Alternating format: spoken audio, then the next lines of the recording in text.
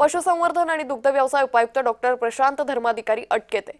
नाशिकच्या लाचलुचपत प्रतिबंधक विभागानं लाच घेताना अटक केली आहे। गोशाळेच्या अनुदान प्रमाणपत्रावर स्वाक्षरीच्या बदल्यात 41,000ची लाच मागितली होती। कार्यालयातच 5,000 रुपयांची लाच घेताना डॉक्टर प्रशांत धर्माधिकारी जाळ्यात अडकलाय। तर या संदर्भात अधिक माहिती घेऊयात आमचे प्रतिनिधी किरण गोटूर यांच्याकडून। किरण, डॉक्टर प्रशांत धर्माधिकारीला अटक करण्यात आली आहे, काय नेमकं प्रकरण? एक मोठी कारवाई नाशिक एसीपी कडून करण्यात आलेली आहे। गोशाळेला जे निधी सरकारकडून मिळतो त्या निधीच्या प्रमाणपत्रावरती सही करण्यासाठी हे प्रशांत अधिकारी यांनी खरं तर हे लाच मागितल्याची जी प्राथमिक माहिती हे मिळाली होती आणि त्यानंतर सापळा रचून 5,000 रुपयांचा लाच घेत असताना प्रशांत धर्माधिकारी यांना आता नाशिक एसीबीने ताब्यात घेतलेला आहे। या सगळ्या प्रकरणी अधिक जी चौकशी आहे ते नाशिक एसीबी कडून केला जातो।